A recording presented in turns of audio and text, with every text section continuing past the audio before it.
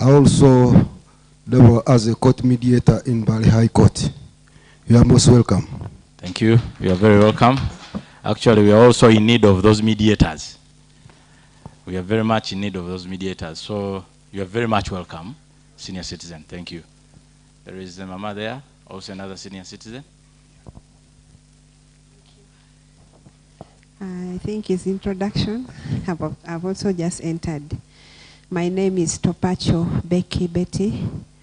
I am an inspector of schools with Mbale City, standing in for our city education officer. Thank you. Thank you. Thank you. You're very welcome. You're very welcome.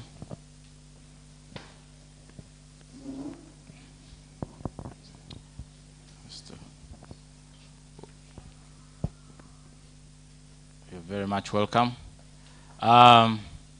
Before they introduce themselves, let me also take this opportunity to introduce myself, much as I desired to introduce myself last. Because of circumstances, I'm forced to introduce myself now. So my name is Mafabi Idi. I work with Bogisu NGO Forum. I am the programs manager of that institution. An institution that is strongly, or a strong advocate of human rights, democracy, and civic engagement. So we are here because we are partners with the Sauti and then Church Christian Fellowship Ministries. So that we strongly believe in unity, because when you're united, it is very easy for you to score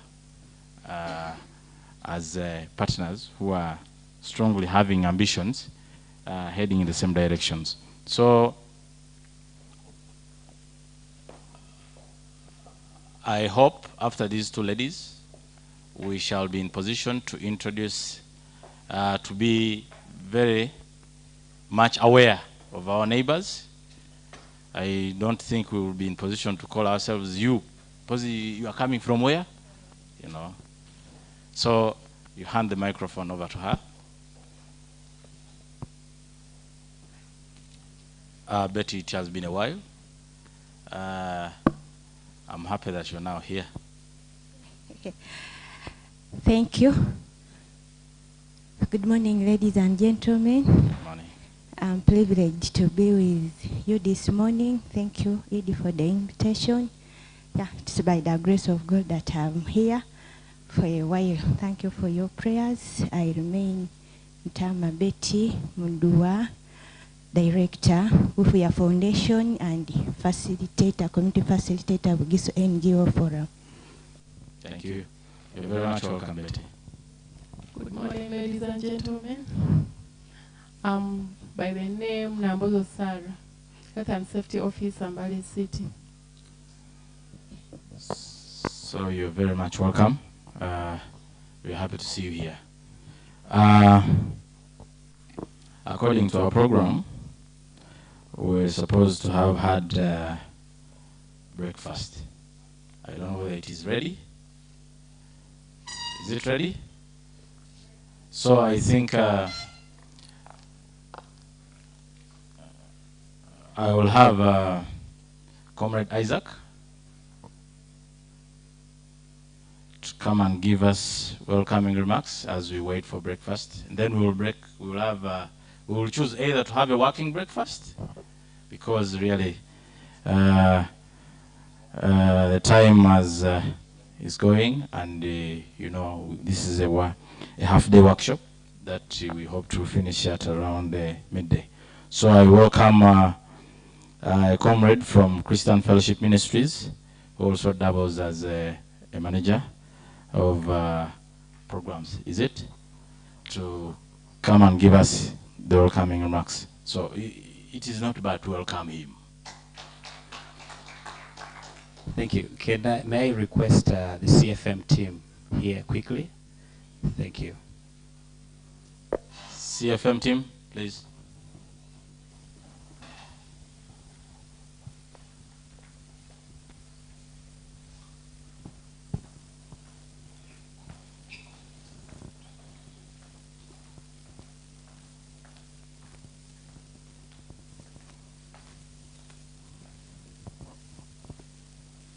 Thank you. I want to honor the program manager to tell us about CFM before I can give my welcome remarks. Thank you so much. So, good morning to everyone again. My name is Paul, and I head the programs at CFM. CFM is a big organization. It's a national organization implementing several projects, and we are happy that we're here today. We do in the whole of Eastern, in Western, in the Musoga region, and they are varied. I may not be able to list all of them here, but I want to say you are welcome, and I pray that today will be very, very enlightening to each one of us for the good of our land. Hallelujah. Our head office is just in, that is senior quarters. Okay. Nkokonjeru, not senior quarters. Nkokonjeru, and that's where we base. But then we have sub-offices in a number of places. We implement livelihoods, we implement human rights, we implement education, we have sponsorship programs, we do church planting, we preach the gospel, and lots of other things that we do. So thank you so much, COO. That's enough. I'm privileged that I have part of my team here.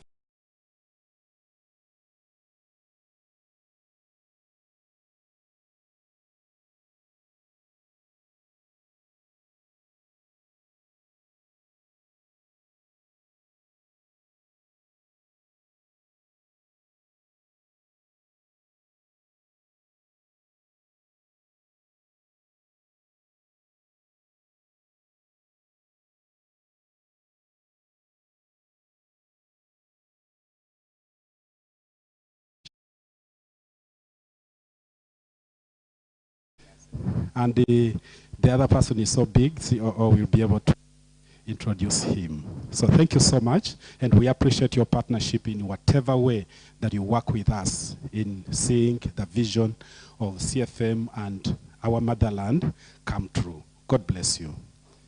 Thank you. Thank you, Manager. Thank you. Amen. Thank you. Thank you so much. These are my bosses. I am their servant. Distinguished guests, esteemed colleagues, ladies and gentlemen, it is my honor to welcome you to today's high-level meeting on policy.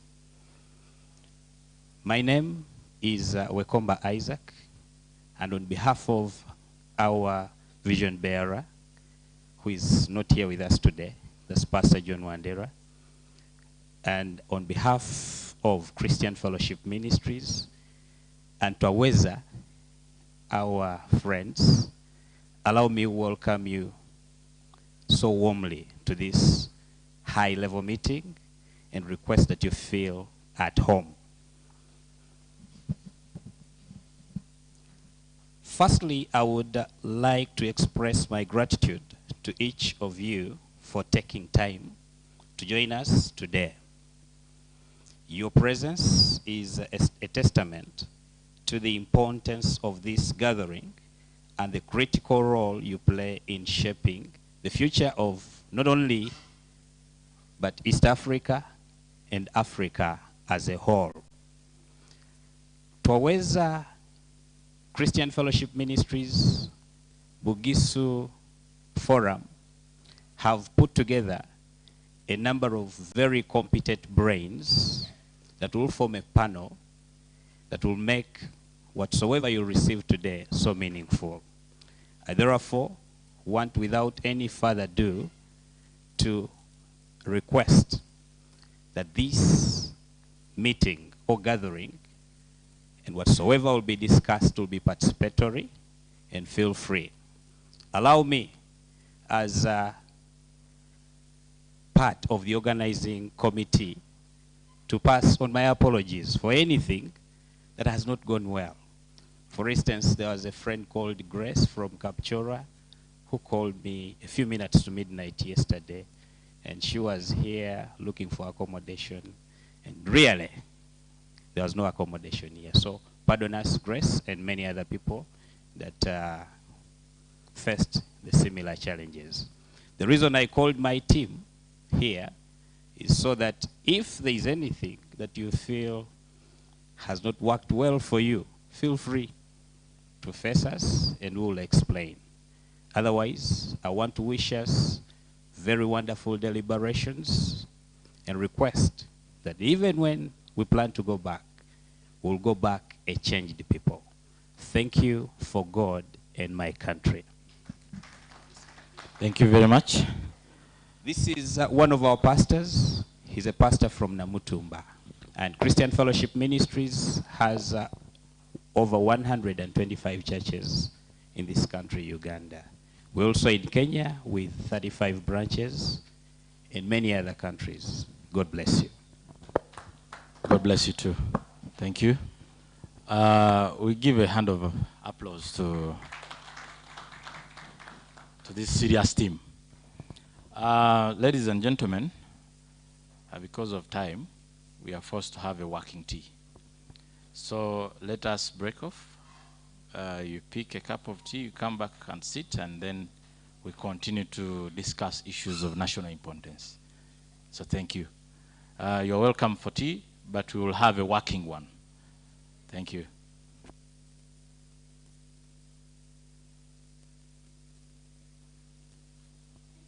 Please, Pastor, pray for our tea. Thank you. Betty say prayer.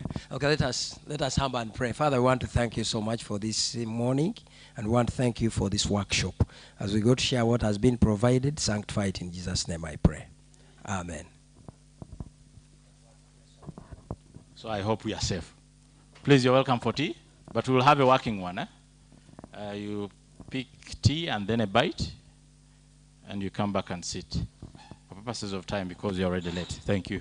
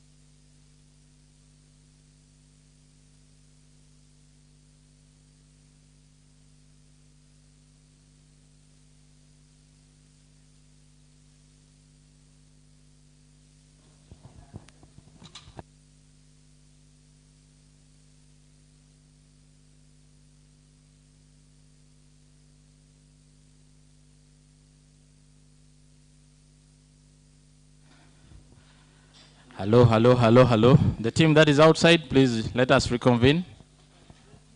Let us reconvene.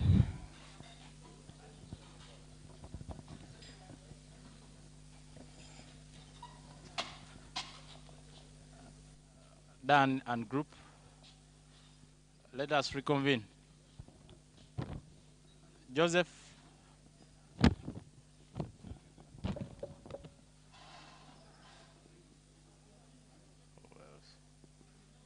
Wilson. Wilson.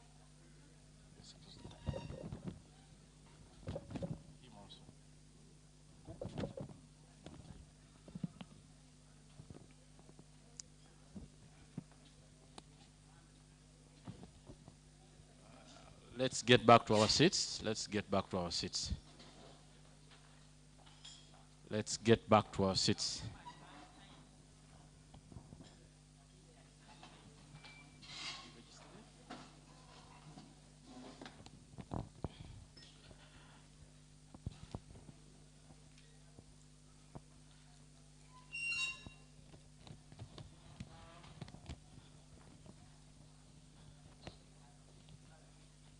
So we have another opposition team now.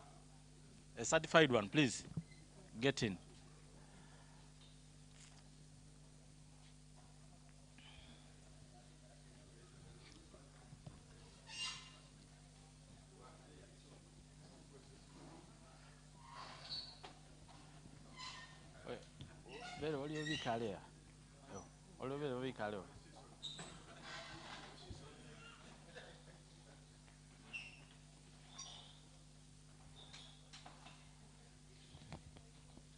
I call the house to order. Please, let us reconvene.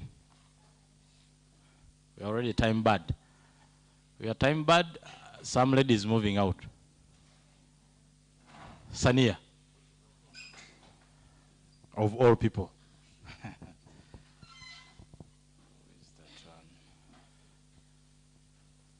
So welcome back from tea.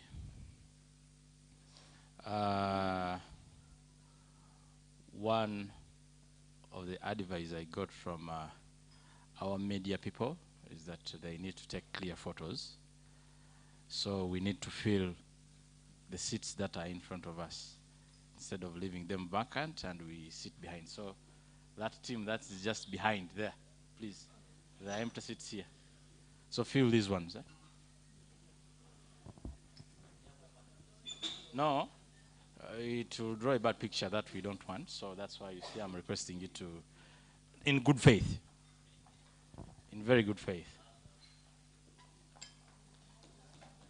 This was full. Speaker, I will be very happy if I see you seated here. I know you are in opposition, so don't oppose this order. Please, you will come and take this.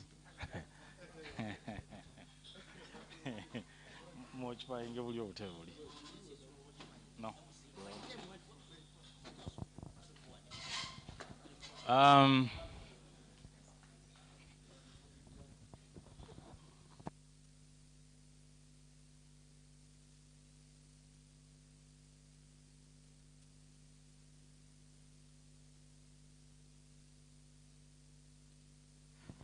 Thank you. Can we get seated?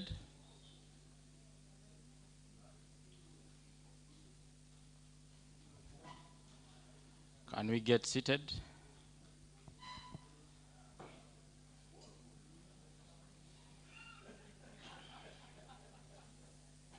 Can we get seated? Can we get seated?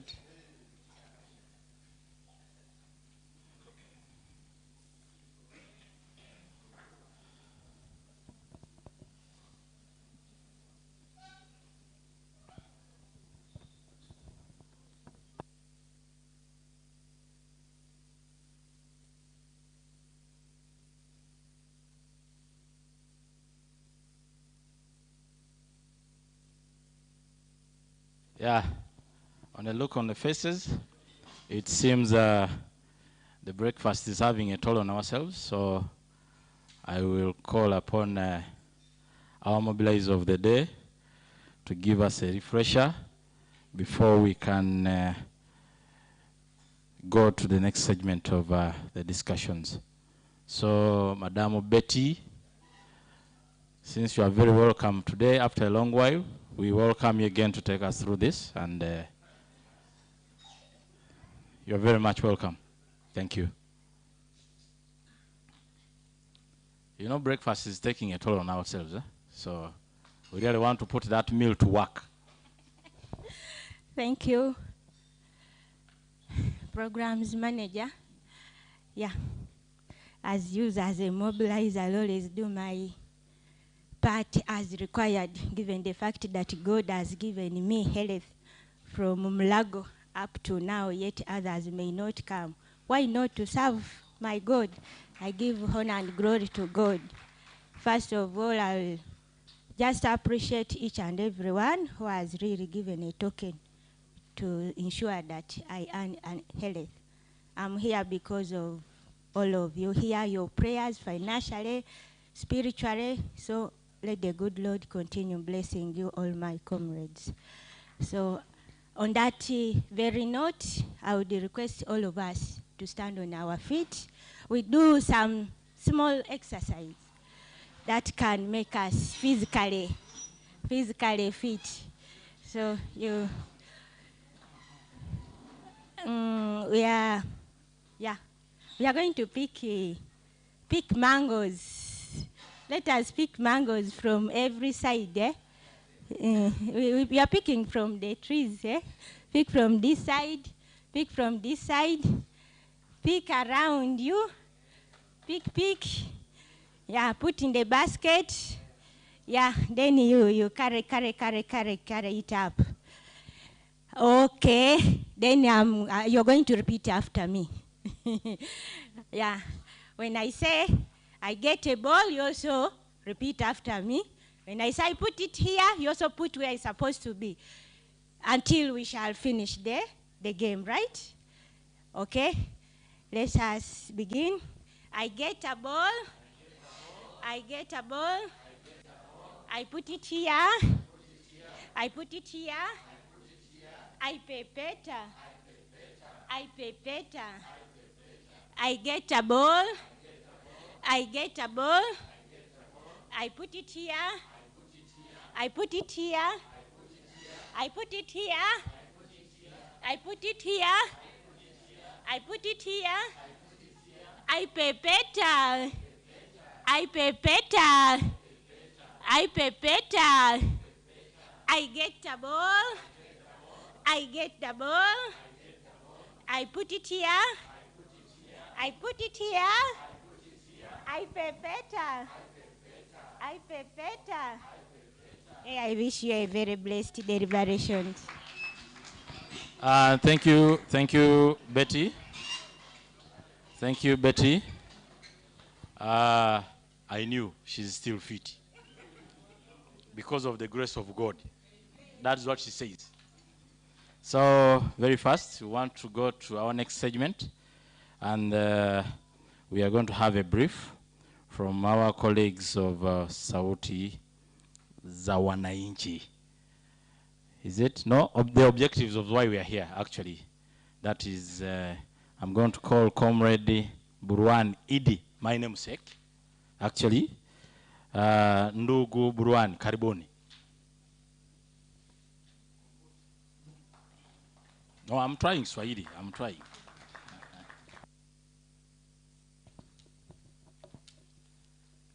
Thank you very much, Mafabi. Good morning once again. It's my pleasure being here, and I'm not going to take too much of your time because the main presentation will come afterwards, and then the discussion that follows after that. My task is to briefly introduce what Twaweza is, what we do, and why we are here for these 2 days. So Twaweza East Africa, as the name suggests, Twaweza is a Swahili word shortened from Tunaweza, we can. And I believe you all know what it means to say Tunaweza, we can. That is, we can all bring the change that we want to bring in our communities, in our societies. And that we have our slogan that is, change ni mimi, ni wewe, ni sisi. Tunaweza kusema wote pamoja. Change ni mimi, ni wewe. Au tukisema kwa Kiswahili kabisa tunasema mabadiliko ni mimi, ni wewe, ni sisi kwa pamoja. So we are a non-governmental organization that was established about 14 years ago. We work in Tanzania, Kenya, and Uganda. And we work on 3 main areas. Number 1 is to demonstrate that citizens in their localities can come together and collectively address the problems they face in their communities in collaboration with their local governments. And we do that through a flagship program. We call it a Participatory Action Research, PAR. That is a simpler way of calling it, but we have a Swahili word for that. I don't know if Martha and Marie, we can have a prize for whoever will be able to properly pronounce the PAR in Kiswahili. And the word is urakebishi. Who wants to try? Urakebishi. Okay, we can pass the mic. I have a bad leg. If somebody can just help me to get the mic over there.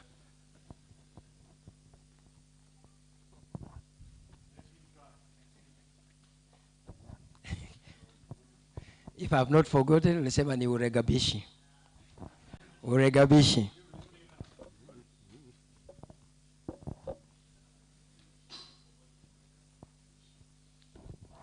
Yes, that's good enough. Uragabishi, some people say uragabishi. Even in Tanzania, some people say uragabishi. So that is our mission area number 1, to demonstrate that the citizens in their localities can come together and collectively solve their community problems in collaboration with their local governments. Area number 2, again, still emphasizing the importance of citizens working closely with their governments, is that we gather in a systematic way evidence and the data to inform the collaboration between the citizens and the governments. And here we have a number of programs, but our flagship program is the Sauti za Wananchi, the voices of the citizens. And what my colleague Marie will present in next are some of the findings from an evidence exercise using the Sauti za Wananchi platform. And she will explain about that. So that is our mission area number 2. That is, in order for citizens and the governments to make informed decisions, they have to use evidence. So we, as Twaweza, we contribute in generating that credible and timely evidence that can inform the decisions and actions that are taken by the citizens and by the governments when they are working together to address a number of problems. And our mission area number 3 is to support civil society organizations like ourselves. Because yes, we may work with the citizens, we may work with the government, and we may make our contribution, but we should not forget about our own sector, that is the civil society. We are not all capable, equally capable, of working with the citizens and governments. We are not all very well financed and resourced. So as Twaweza, it's in our best interest as well to contribute in supporting other civil society organizations so that they can also improve their impact in the community. So those are the 3 areas. But then why are we here today? As I have explained in the mission for Twaweza, we are here as part of that effort to improve the relationships between the citizens and their governments. So today we are going to share findings from the Sauti za Wananchi program, which brings the evidence from the perspectives and experiences of the citizens on a topic of citizen participation. And the title of the talk is Who is Included and Who is Excluded? To understand, okay, if we are talking about citizen participation, is every citizen meaningfully included, or are there some citizens who are excluded, and why? And what can be done to improve the situation? So we are going to share that. But at the same time, tomorrow, we will have a session with some of you, I understand, where we'll talk more about the use of evidence, reflecting on your own experience. What is evidence? Do you use evidence? What kind of evidence? What are the sources of evidence? If you are to make a commitment after the session on how you will improve the way you are using evidence, what commitment will you make at your individual level and at your institutional level? So tomorrow we'll be talking more about that. And it helps us as Twaweza to understand when we are working with the officials from the government at various levels, we need to understand, okay, what are their evidence needs such that we can produce the evidence that is needed by them, because otherwise if we just imagine on our own the kind of evidence that you might need, we might end up producing evidence that may not be very useful. But if we have that conversation, then it helps us now to realign our programs to understand exactly, if we are talking about evidence, what evidence do you need and how can we contribute to improving the availability of that evidence? With those few remarks, thank you very much, and let's continue.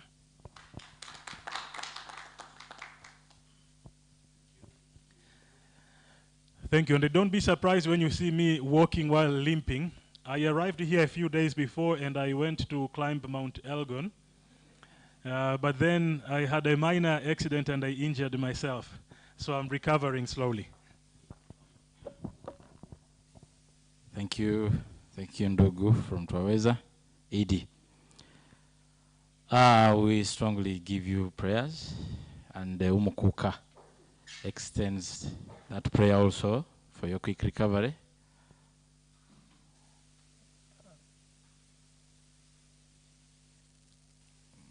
So, what did I get from what Comrade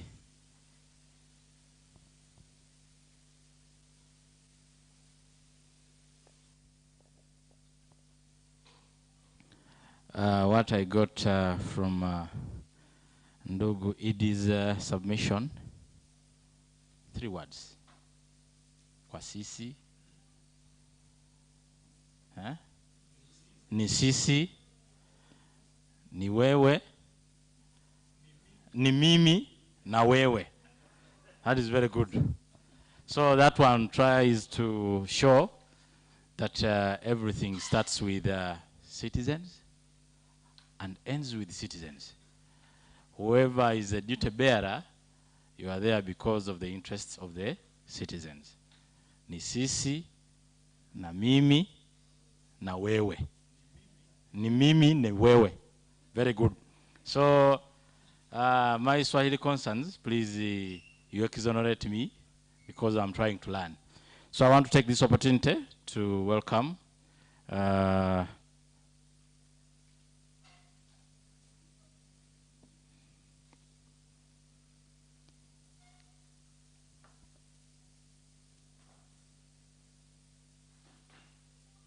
Are you writing something?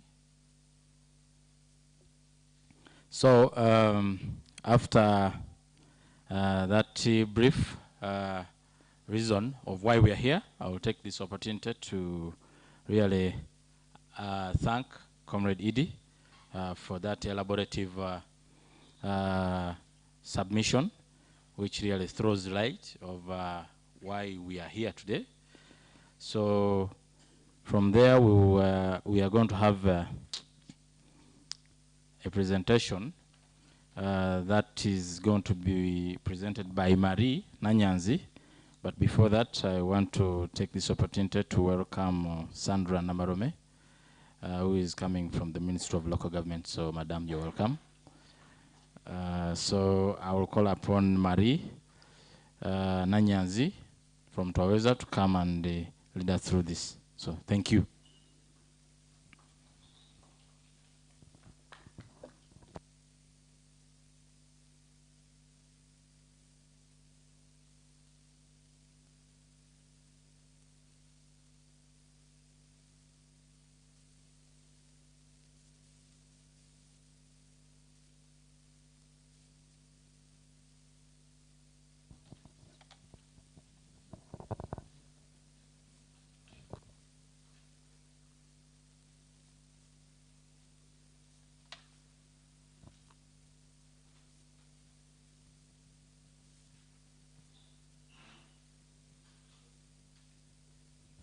as you're waiting for the technology to start. Okay. Once again, I'm Marina Nyanzi. Thank you so much for being here. So, Barani, thank you for that elaborate brief on who Twaweza is. But I'll start by sharing a video of the Sauti za Wananchi program, the methodology specifically, then I'll go into the presentation after that.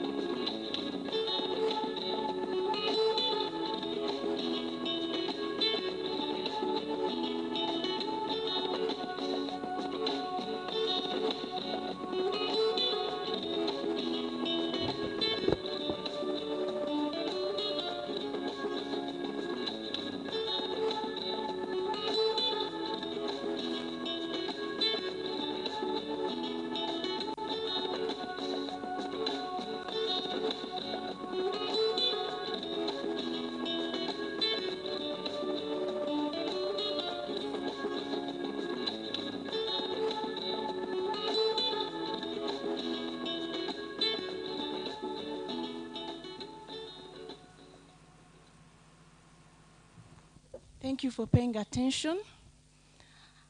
I hope that gives a clear picture of the methodology.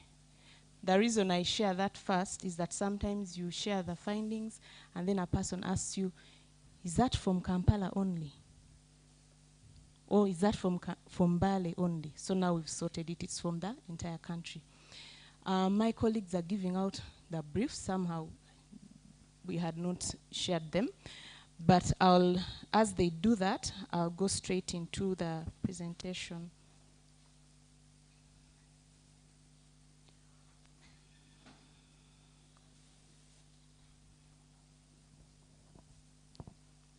So when you look at the video, the sample was showing 2,000 respondents across the country. That was for the first panel that we set up in 2017. We currently have a panel of 3,000 respondents across the entire country. So the current panel has 3,000 respondents across Uganda. Okay, so let's get into this. So this is the brief. I believe all of you now have a copy before you. I noticed that it was not there before. Okay. So like Barani said, that this brief is really about Ugandan citizens' opinions and experiences on media and citizen participation. At the start, I didn't declare the protocol. So all protocol observed, ladies and gentlemen. Okay, so we have done this work since 2017, and over the years we have managed to interact with a number of government agencies and ministries who have utilized the data that we generate from here. That is the list. I won't read that, but I'm definitely available to have further conversations on the same. Then to the methodology, we pretty much shared what that was in the video, and as you can see, the difference is that we have the 3,000 sample as opposed to the 2,000 that you saw in the video. So it's from 300 enumeration areas across the entire country. And then we select 3,000 households and then randomly select one adult Ugandan that we speak to as we collect that data. So now to the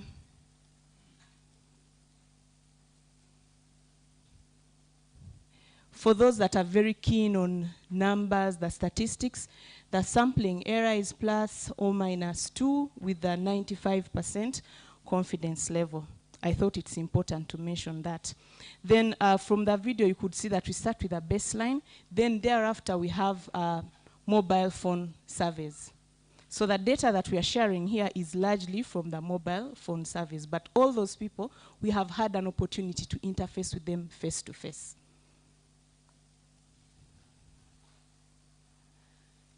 So what does this data look like? What do the findings say? We try to understand what is the main source of information that Ugandans use. And we see that radio is the highest mentioned as in main source, but this is actually declining. Then we have television, which is slightly increasing. Then we have word of mouth. That is what some people call Lugambo. Yeah, it's also increasing. Then we have the internet, which is also increasing at 4%. We also have social media, which is very close to the internet, pretty much similar. Then we have the meetings. This is at 3%. It has somehow stagnated there. Then we have the newspapers, 0.2%.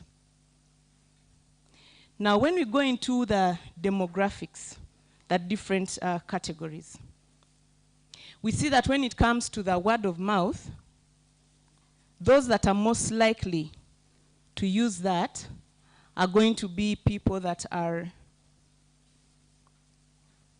the poorer and also less educated, which creates a lot of room for misinformation and disinformation. So yes, the Lugambo is good to pass on the communication, but you don't want to be the one who is misinterpreted, right? Then when we look at the other media sources, we see that television, this is not main, it's all overall. We see that television is at about 35%, word of mouth is at about 44%, internet 10%, then social media 11%, meetings 18%. And I believe that all of us who are in this room place a lot of emphasis on meetings, at least for the local government officials, because that's when you share what you have to give to the people from the government. Then we have the newspaper. I was just looking at the eastern region. I'll just briefly go here. Whenever I talk about the region, it will be somewhere down here. Eastern region, we have about 85% that's using radio. So radio is more popular in the east compared to the other regions. Now, which language do people use? We have seen that over time, those that prefer to pick information in English, that number is actually declining from 17% in 2021 to 11% in 2024.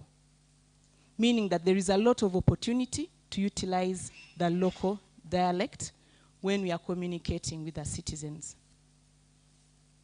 It also implies that if at all there are regulations or communications from government, that is an opportunity to have those translated into the local language. Then when we look at the eastern region, I know the font is likely to be pretty small. Over here, I think my cursor is not showing. We have about 4 languages that people utilize. They mention the, okay, sorry, I'll just move here. They mention the Lusoga, 23%. This is a Lusoga. Then they mention the Ateso, 21% over here. Then they also mention the Luganda and the English. Those are the 4 that they mainly mention, but other languages are also seen. So across the different regions, we see that the eastern region is one that has so many languages that people utilize as the source for information. I'm sure even in this room, from whichever district you're coming from, you have a specific language that probably citizens prefer to use when they are communicating to you or when you're communicating to them. Now, to the issue of internet. We have about, we ask them, what do you use the internet for? We have 15% who say that they use the internet to chat with friends. Then we have about, just hold on, I'm trying to change the pointer. Okay, yes, yeah. 15% who say that they use it to chat with friends. Then 13% to engage on social media. That is on the phone. Then to read or watch the news, 9%. Then again, a 9% that use the internet to do research. Then 2% use it to read email. Similarly, for academic reasons, and then also reading of online newspapers. But overall, we see that the number of those that have used internet in the past 4 weeks has actually slightly declined compared to what we had in 2021.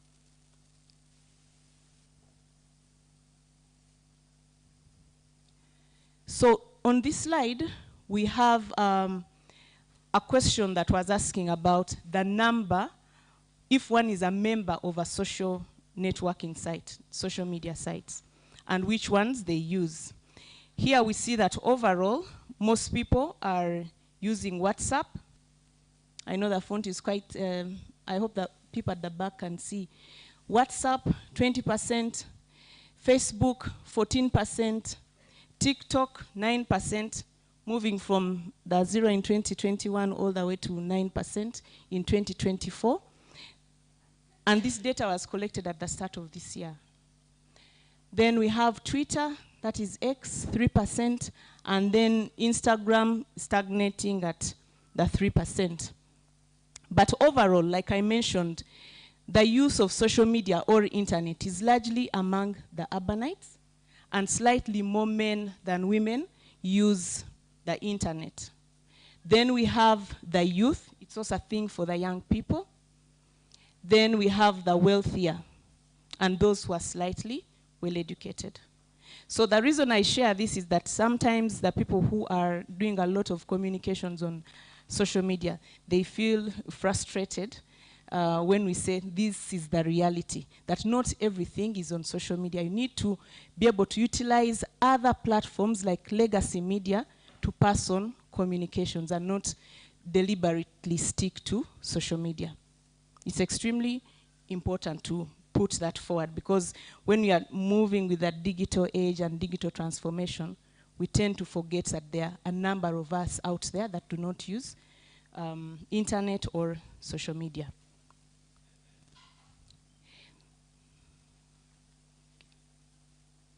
So how do citizens engage?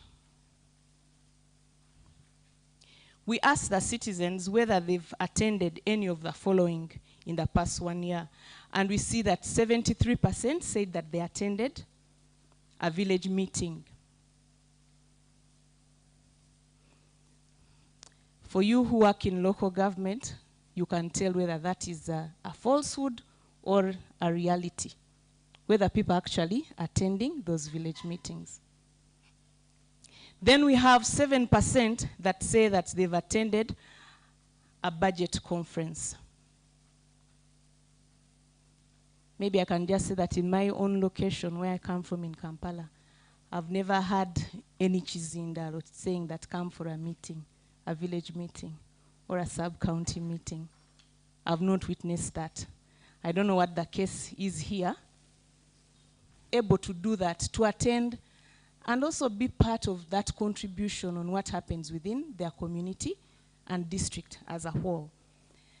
Then to the district budget council, here we have 3% who say that they've attended this, and then a slightly higher number that say that they've attended a political gathering. Okay. But overall, we are seeing that there are still more people in the rural that attend the village meetings compared to the urbanites. And again, slightly more men who say that they attend the meetings compared to the number of women that mention that. Maybe I'll just get here to the broader regions. We see central, eastern, northern, and western. About 7 out of 10 citizens say that they've attended a village meeting. Say they've attended a village meeting. And I believe that that is driven by the fact that it's an urban location, which again poses a question for us to reflect on. If at all the area that you're working in is urban, you need to think harder on how to engage these people, because they claim they are very busy. They claim they haven't seen it. I'm saying claim, but please don't blame me that I'm just saying that's what they say. Maybe they're actually really busy. So it's an opportunity again to rethink how do we engage citizens in the urban locations. Okay, this is what I was talking about before, that we are seeing that the number of people that say they attend meetings has gone back to those levels before the pandemic. Around this time we had the pandemic, and we know that we're not actually allowed to have meetings or gatherings. So the number has gone back to the 73% that say they have attended a meeting at least in the past 1 year. We asked a question about active participation. You can attend a meeting, but you passively attend. I know women tend to do that. They tend to keep quiet. They tend to not ask a question. Okay. I hope she's fine. So here, what we have from the data shows us that 73% say that they attend the meetings, but only 64% say that they actively participate. When we look at the difference between the males and the females that say that they actively participate, again we see a wider gap between the males and females. We are seeing that the men are more active in the meetings compared to the females. So this is a challenge for us, the ladies who are here. Let's make it a point to say something. Yeah, when the floor is opened up, let's make it a point to share our experiences, because I know you're representing a number of women out there. I know we have women representatives in the room.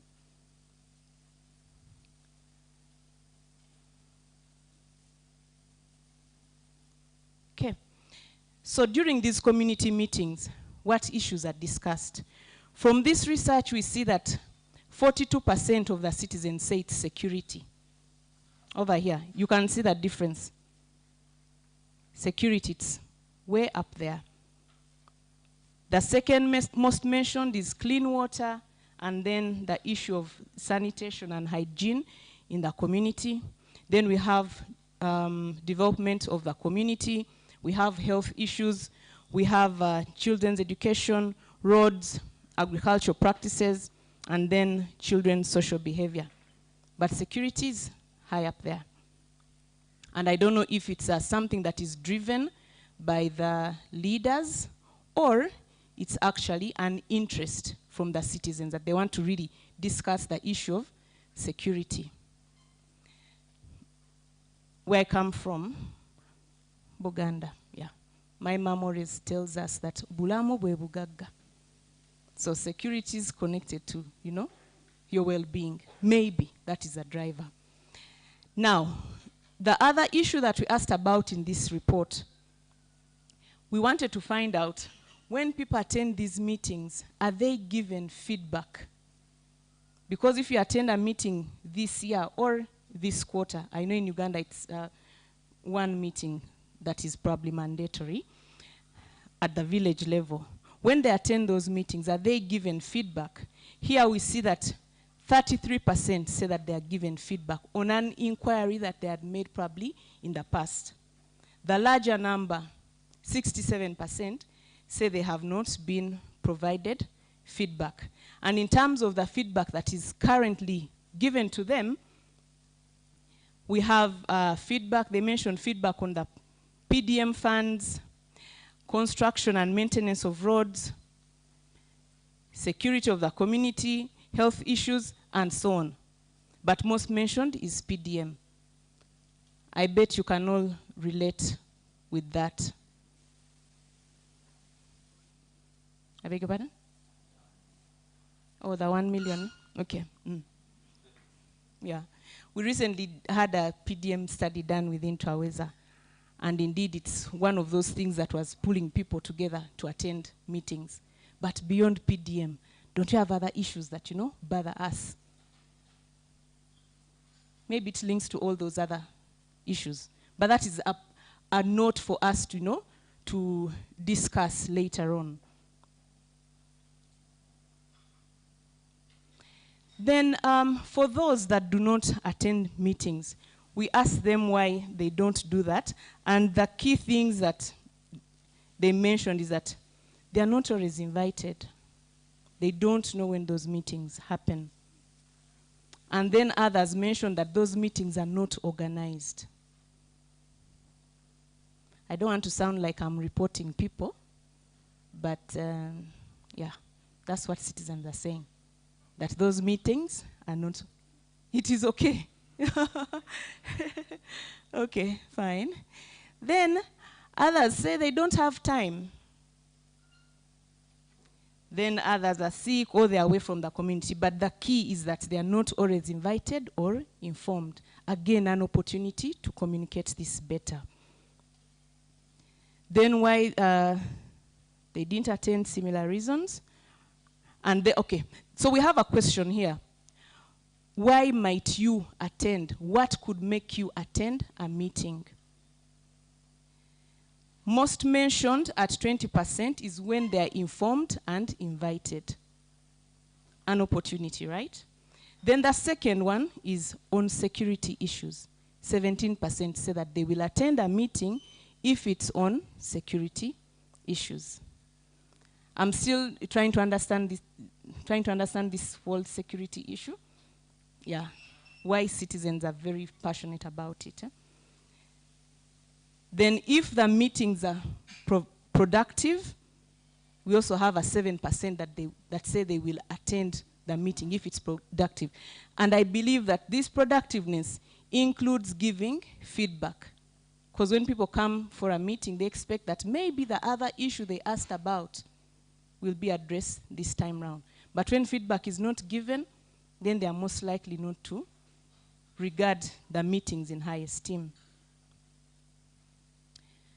Then we asked a question that is among those who do not usually attend meetings.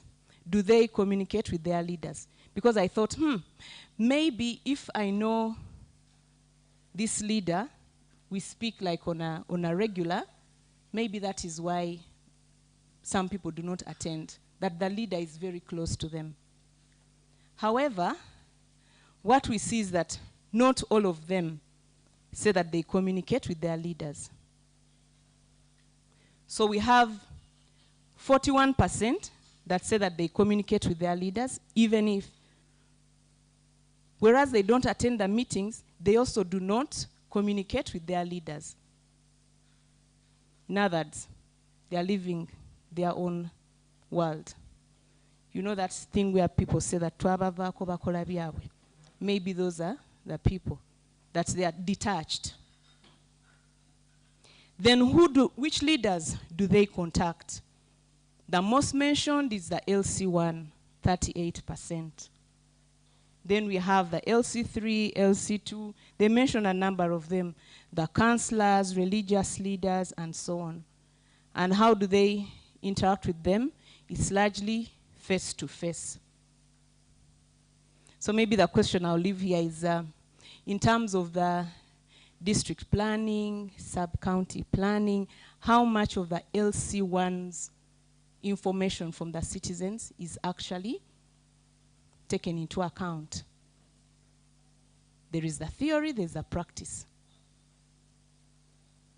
Just for us to reflect on. Okay, to conclude,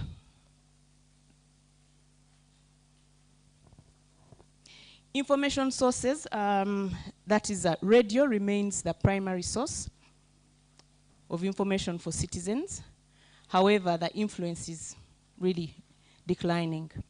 The middle class increasingly rely on television and the internet, while the poorer populations depend more on word of mouth and public meetings for information. So those are the unique things that we found about the two, that the poor are more into the word of mouth and the public meetings, even if both of them use radio, but the unique ones are those. Then in terms of language diversity, in central Uganda and Greater Kampala, English and Luganda are predominant in media consumption. However, outside the central region and Kampala, a variety of languages are utilized, indicating a need for localized content to engage diverse communities effectively. Then on internet and social media, internet usage is on the rise, particularly among the young people and the urban population. This is driven mainly by mobile phones and social media platforms. I wish the Minister of ICT was here. That is also something that we can talk about in terms of improving access to mobile phones and also mobile connectivity. This trend suggests a shift towards digital communication, which may enhance civic participation among the younger demographics. Because we want them involved. We want to implement policies and programs that are responsive to their needs.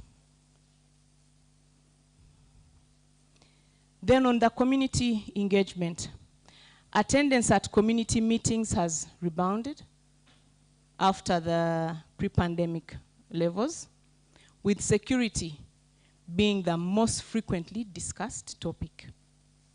However, barriers such as lack of information, infrequent meetings, time constraints may hinder the broader participation of all the citizens in the community. Then lastly, on disconnection from leadership, a significant portion of citizens do not attend community meetings. And they have no contact with their community leaders, highlighting a disconnect that could undermine governance effectiveness. With that, I want to thank you for listening to me and welcome you to download this report and also the data from our website. We have a lot of other pieces of information there, including health, livelihoods. For anybody who is a student here, could be doing your master's, PhD, there is a lot of information you can get free of charge. We don't charge you. It's all there, and with a solid methodology. I did not mention at the start, but we work together with the Uganda Bureau of Statistics to make sure that we have all the enumeration areas in the country, and then we select them and go to those locations. This work is also has the research approval from the Uganda National Council of Science and Technology. The reason I'm saying that is because we often see a lot of universities from the global north, from the US, from the UK using this data. But our own people, they don't see it. So, Karibu, you can use that data. Thank you so much.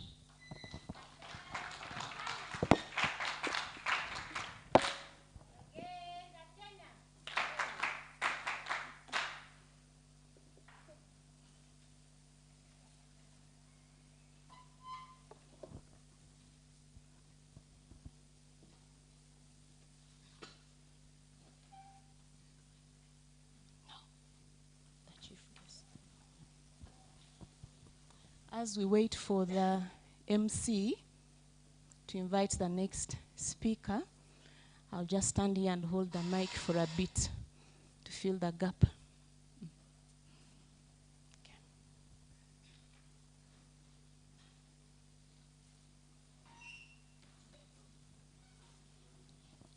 Stay around a bit.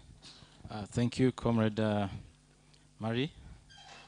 So, we are now calling on the public, or you, our participants of the day, to have reactions on the data that has been presented to us by Murray. Do you have questions? Do you have things to add on? The colleague behind, are you putting up the hand or you are commanding the camera? Which is which? Oh. Okay. So any questions, please feel free to raise up the hand and then you ask.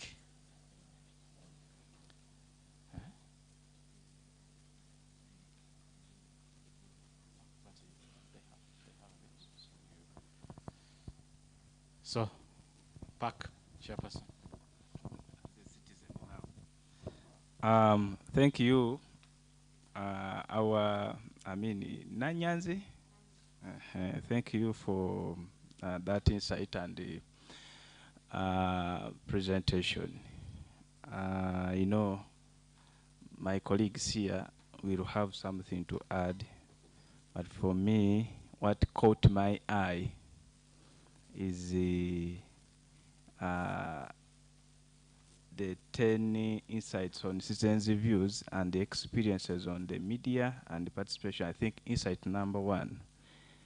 And where you stated, I think on, this is sentence number 3, 16% who report by word of mouth, or who get information by word of mouth, seemingly increasing from 4% to 16%. And it is true I, however, have not seen the narration or the interpretation of this in regard to this and its effect. Because the word of mouth at the moment, let me even stand up so that can also, 16% signifies the distrust of the citizenry in government. Because if we can start poking holes and actually examine critically where this is coming from,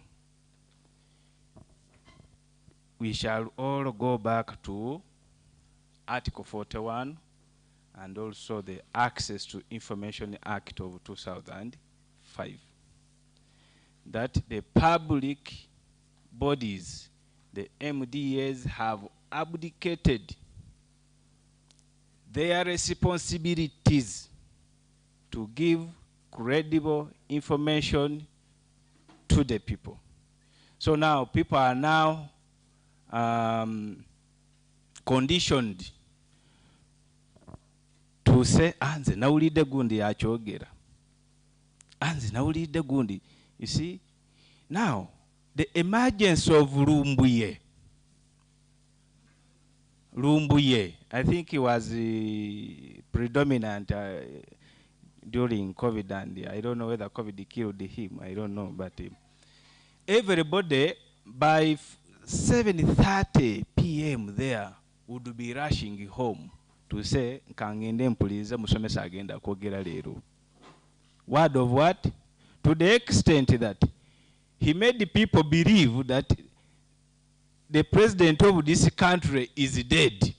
You get it?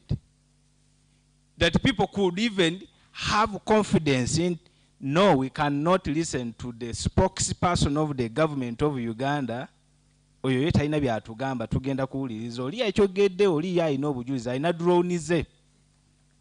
Now, that word of mouth has emerged simply because the state, the government of Uganda, and our people whom we pay salaries, I'm now a citizen, now I'm speaking as a citizen and maybe as a human rights activist, whatever,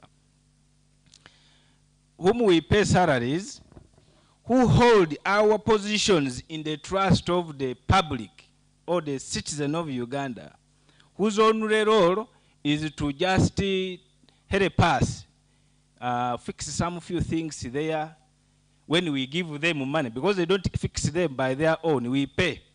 Say, okay, tukuwadde zino million oyagala meka okukola kino, tukuwadde.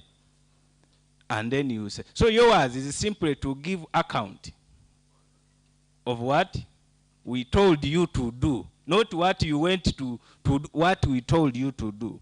Because in any case, simply, that job can be done by any competent person. The Local Government Act, and it prescribes the process leading to its implementation. And how it is formulated, implemented, and monitored. But you find this, a civil servant telling you that this is confidential, a budget, and yet the law, even the same section is telling you that you must publish and gazette it. Here, they are here. Many of them may not be having even the budgets, may not be having, or worse still, may not be even knowing what was approved in their institutions where they are leading. So, and yet the directors of that institution, whose job actually they are now seemingly, sincerely fake, that they have now been reduced to just approving, that's all. and then whatever happens there is none over there. If they are not here, then they are elsewhere. But what I say here is that I have encountered scenarios as a citizen myself that it is hard in this country to find even a parish chief telling you just basic information. So for me, the word of mouth rising from 4% to 16% is a vote of no confidence to the people supposedly to give us what? Information. So kakati, futuja kutuleyo tusirike whether the information is true or false, for as long as the person whose duty is charged with the responsibility to avail that information to us has not given us. So whom should we listen to? Or where should we get information? Lastly, the enactment of the Computer Misuse Act also came as a result of word of what? It was a deliberate effort to curtail or subdue the reasonable voices of volunteers who had volunteered to say,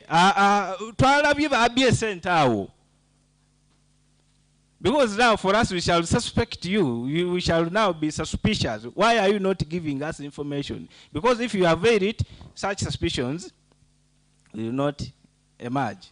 But if somebody says, even if it is false, but it will condition you, it will warrant a reaction to tell us what you are supposed or what you should have told us long before. So for me, I am only trying to shed or maybe to interpret that 16%. Maybe it is even more. It's even more. If maybe we had done the whole country, but of course observing the ethics of research, we agree that Uganda now, as we talk, we are not serious people, both from leaders and also the citizens maybe. So I thank Tuaweza for this information. Maybe to people who are here, those duty bearers, I think they can go with something from this report, because this law is old. To say something, no, you see, you are under oath not to. That oath of Secrets Act, in fact, one of the impediments of that thing is the oath of Secrets Act, which is, I think, was enacted in 1965, something like that. So whereas we have this law, which is recent, the Constitution is 1995, the ATI is 2005. But now, why do you retain that oath of secrecy? Why can't you change? Because any law comes to address a situation. Now that we have graduated away from such, but still we have that thing curtailing our freedom. So for me, members, I encourage more Lugambo, because maybe to me, because it tells something that no, we should really do something. Thank you very much.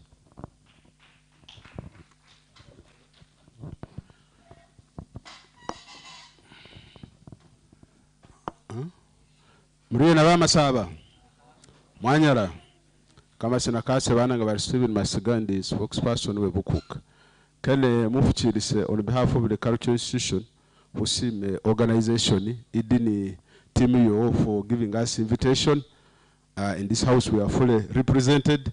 We have Madam Minister in Izuya Masaba, Madam Irene, she has just arrived, former RDC Bugiri, former RDC Manafa, and she's a very senior minister in Izuya Masaba. So I must recognize her. On behalf of the cultural institution, I want to fully associate myself, or want to fully associate ourselves with the report that has just been released. And we want to thank you and encourage you to continuously do such engagements and interaction with the citizens of this country. Before I proceed, we also have our Minister for Security, Honorable Khalid Massa. You're welcome. Allow me to welcome you on behalf of the cultural institution. That is our Minister of Culture in Inzu Yamasab. For us as Bakuka, we do not now make very academic or the way PhD candidate Hamza has made a presentation for us to now speak superficially. We don't want to be so deep, so critical. So we, on behalf of the institution, we welcome this report. It is being launched here. We welcome it, and we ask you and your donors to ensure that such engagements with our people are continuous. You are also allowed to do these engagements by virtue of Article 29 in its hollowness of the Constitution, freedom of expression, engaging the citizens, engaging the whole government. So I want to sit down. Thank you so much. Thank you very much, Comrade Masiga. Here and then here. Thank you so much. Sorry for the front bench dominating responses. I want to appreciate Twaweza and the Christian Fellowship Ministries alongside all the partners who have made this possible. Colleagues who joined us late, my name is David Wetaka. I'm patron of the City Development Forum of Mbale City. And it's such a pleasure for us to have this information in our city. Number one, I want to thank the partners in this meeting for covering the gap that the government would have done. I know these are non-government organizations who are working hand in hand with government to have this information reach the people. We have mandated government institutions like the Human Rights Commission. The Human Rights Commission is mandated to offer civic leadership or civic education to the communities. But I can guarantee you that even when we are less than 14 months to the next election, civic education has not started going to the communities. So this information is a magic wand, maybe a silver bullet to some of the community members who are in this place and who are represented by the leaders in this place. Whereas the Constitution in Article 41 mandates everyone to get information from every institution of government, we still have a long way to go. We still have a very long way to go, but more to the chagrin of the community, yet to the benefit of the leaders. The leaders are more comfortable working with uninformed communities than with informed people. So it is going to be to take efforts of you, Twaweza, and some other organizations to divulge some of this information to the communities. Now, when you begin talking of 16% of the population, or the sample size, that is 16% of 3,000. Me, I want to speak to the UBOS report of the UBOS result of the census of 2024, where we have 46 million and thereabout. It means that 7,504,000 people are still on word of mouth. Now, to anyone who wants to be leader in this country, that is a very big that is a very big population. And I know that the people who constitute a sample size are not children, but are adults of sound mind. 7.4 million is worth a vote for the president of a country. So that explains how deep the challenge we have as a country in the area of information dissemination. But we want to commend you. We want to appreciate you for putting things together. My own desire and passion is that if it were possible for you to increase the sample size from 3,000 to have it 10 times, then maybe somehow. And also, probably also expand to some disadvantaged areas of the country. Because whereas in Kampala you have 70%, 76% of the youth and adult age groups, that demographic segment has 76% of phone owners. There are some parts of the country where a phone is so precious that you can find 10 in a sub-county. So if that be the case, how are some of those population, how are some of those areas of our country affected positively with this information. So it's my desire that you keep it up. It is such a welcome, it's a welcome gesture that at least there is someone thinking about the forgotten public. And we want to appreciate you so much for putting it together. May God bless you.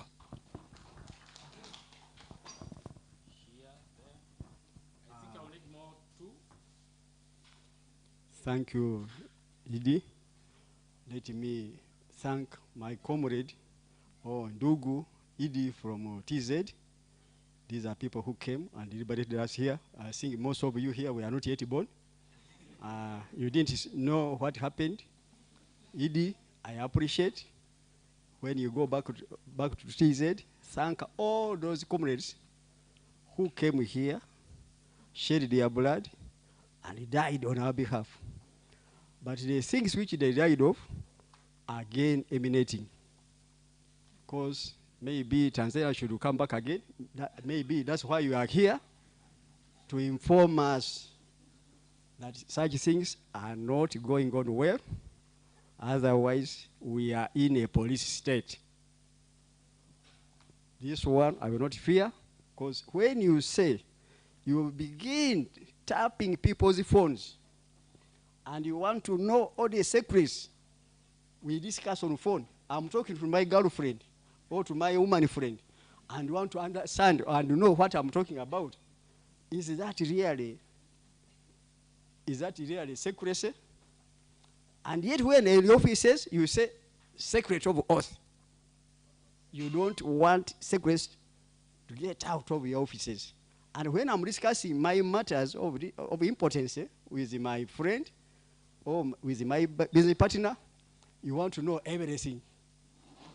Am I really wrong to say that we are in a police state? I had my phone. It was a hurricane phone, a unique phone. But how it was silenced, the manufacturers were using warning me, is your phone being tapped by police? I had to answer them back. I don't know. For almost 6 months, time came, it just went off.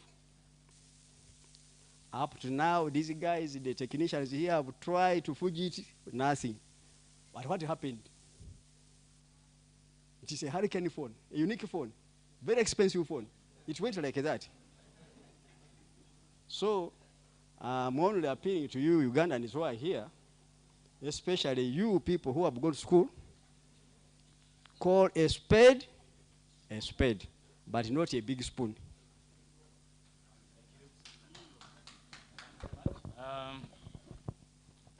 Colleague Mary, back to you.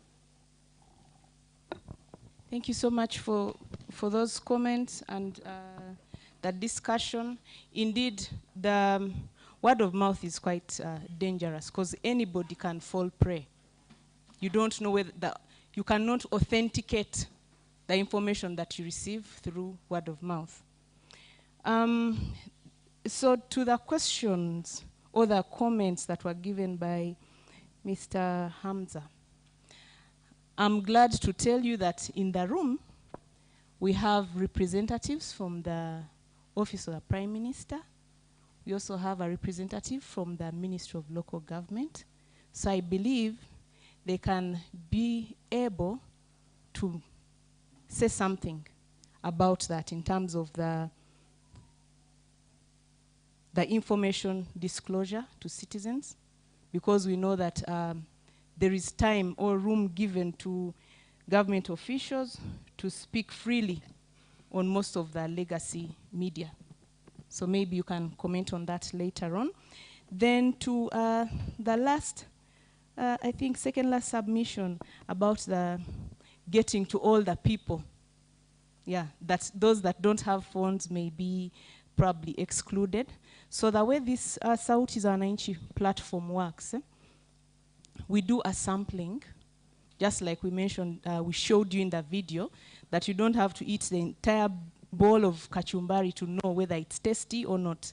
Even two scoops or 3 scoops can be able to tell whether it's bad or not. So that's how the sampling works. And maybe the close example, when you have malaria, they just take a sample of the blood and then they test it. They don't have to first drain all the blood to know whether you have malaria or not. So for the locations that we go to the 15 sub-regions of Uganda, and we randomly select people. Even within this region, we have some people that we speak to, and they don't have to be the people in this room. We go deep down in the rural locations. It's not us who select, we use a formula to randomly select respondents across Uganda, even where it's so deep that sometimes you struggle with network connectivity. We also speak to such people. So on that note, I want to thank you again and stop here. Thank you. Thank you, Mary. No, I'm not satisfied. I think she deserves more. Unorganized one. Yes. Okay. Mm-hmm.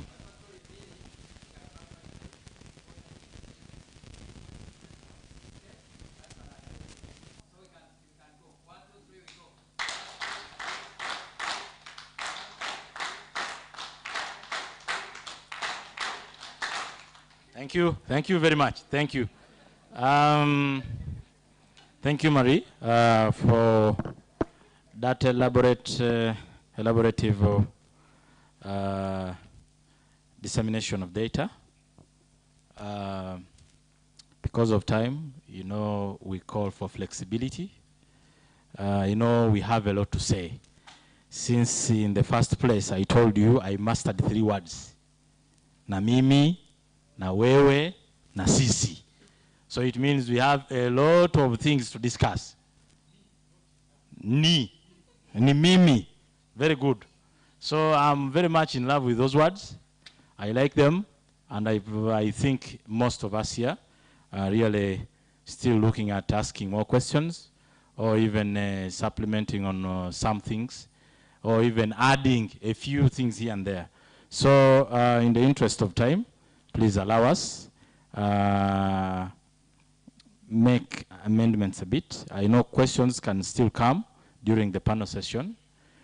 So you allow me call our chief guest, the Commissioner M&E, Local Government, who is coming from the Office of the Prime Minister, Mr. Gonzaga Mayanja, to come and give us a keynote address, and then the questions will come after that. Thank you.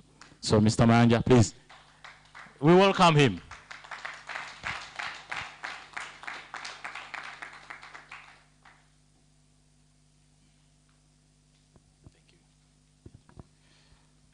Thank you very much, MC. The political leaders present here. I had the youth councillors and all others. The technical officers present. I've had the COW, the education officers, and others present. Representative of the traditional leadership, the NGO fraternity, religious leaders. At least I've had several of them. And I believe the place has been blessed because there are several religious leaders I've had. Colleagues, the media fraternity, the business community. I've had senior citizens, colleagues from Twaweza, my colleague from Ministry of Law Government, ladies and gentlemen. Good morning. Before I go to my prepared text, I want to raise some few things here that might also be in response to some of the things that have been raised.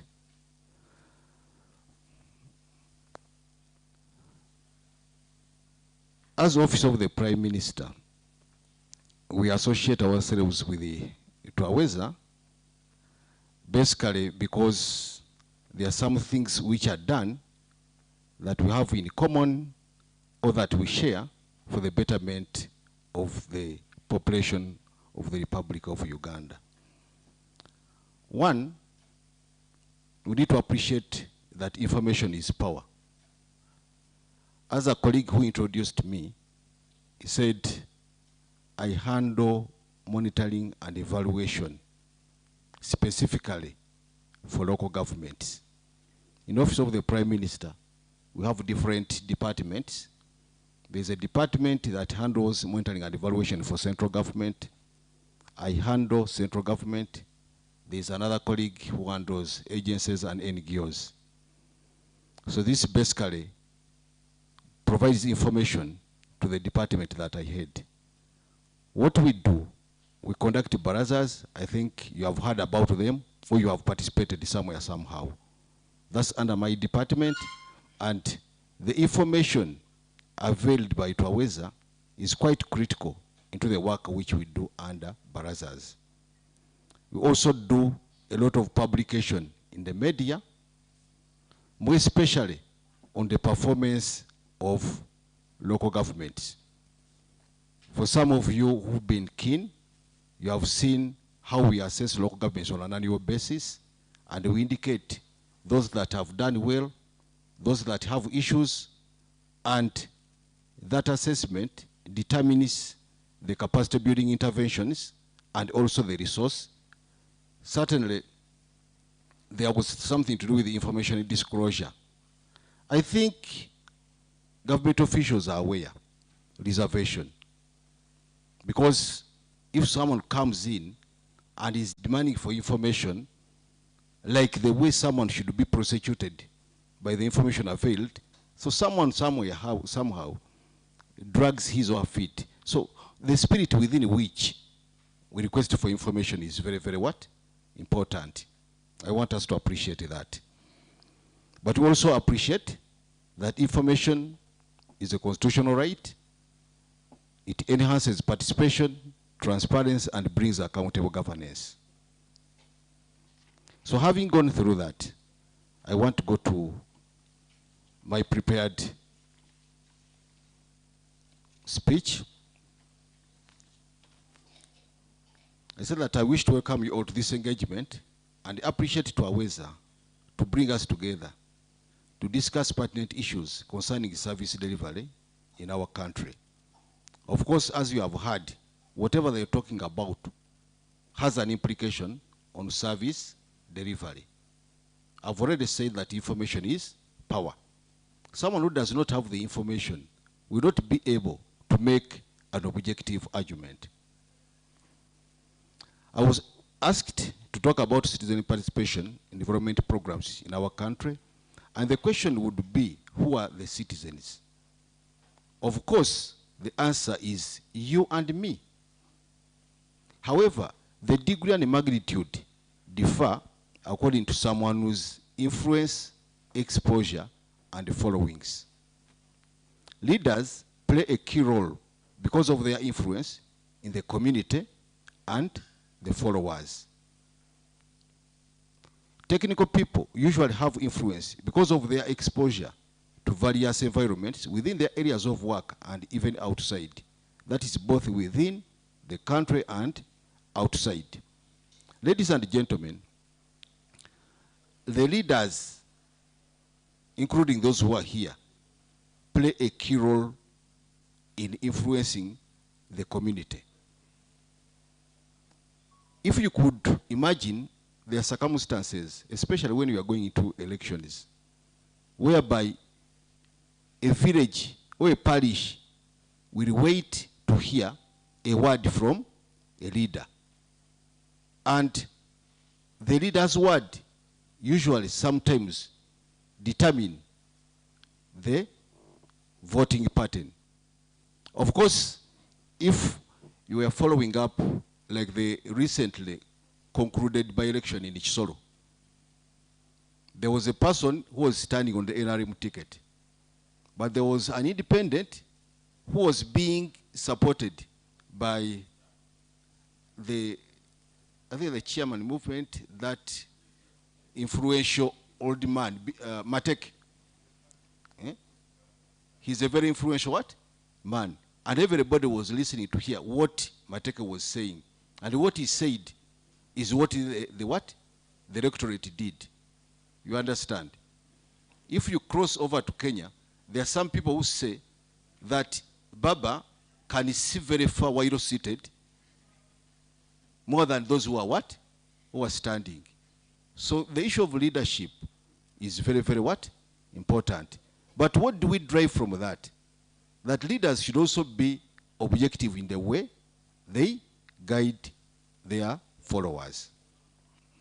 Still again, for the technical people, because we have a lot of exposure by the nature of the work which we do, the training which we do, and the exposures, you find that our exposure also has an influence onto the areas where we work. I want to give you an example. Personally, I studied my monitoring and evaluation in Israel. And when I was in Israel, I realized that, okay, what I appreciated, that there is no bad soil on earth. All the soil is good. Because when you are in Israel, you could see the fruits grown on rocks. In my language, you call it amasengere. There is that soft rock. They crush it, there's a sudden they work on it, and they get the biggest production. And I think they are some of the biggest producers of mangoes and all those things in Europe. That's what I learned. It's exposure. So when I came back, apart from the work which I do, I'm also a coffee farmer. A serious coffee what? Farmer. But I have also encouraged people around my area to get involved into coffee farming. One, by telling them that any type of land can be productive for coffee, provided you apply manure, especially organic manure, because it changes the soil texture. So that's the exposure which we are talking about. If you get it, how do you disseminate the information? How do you share with others? Of course, as government, we are obliged to serve the citizens, and as such, we need to avail the citizens with information that could help them demand for good services. The information should be clear to bring out the roles of the various stakeholders. For example, so many people demand good roads from members of parliament, but is it their role? But you have heard it, that the member of parliament has not worked on roads. It is common across government, everywhere. But is it their role? It's not. Why are they demanding? Because they don't have proper information on who should work on the roads and who should avail all those good connections. I believe the local government leaders should be the ones to take responsibility. However, they should also be availed with a budget by central government to act on the roads. So knowledge is power. What we are sharing in this engagement is knowledge sharing. This will empower all of us here to critically think through our responsibilities. What I want to emphasize here is that the issue of knowledge is very, very important. Now organizations have gone ahead. I don't know whether you have it. Usually they have a knowledge management specialist. I don't know whether you have it. There is a knowledge someone. Knowledge management. Yes, they are pointing somewhere. I think there is a knowledge management person. You get the knowledge of the population. And it helps us to understand how we are moving. Because in actual sense, you cannot know where you are going when you don't know where you are coming from and where you are. You should be knowing where you are coming from. Where you are, then you project where you are going. That's knowledge management. Be it in the religious institutions where we are. Be it in government where we serve. Be it in our political parties. You need to know where you are coming from, where you are, in order to project for the what? For the future. If you are a religious service, a backbone of inclusive governance, fostering transparency, accountability, and responsiveness. It ensures that policies serve the best needs, promoting equitable development and social justice, holding leaders accountable. However, as government, we still experience challenges of bringing citizens to the discussion table, basically because, one, reluctance to attend community meetings. There is the busy syndrome. Busy. Reality. Because we said that we need to speak the truth and only the truth. We even sit in the offices where we are. So, they represent to such. So we need to screen and see what we are availing.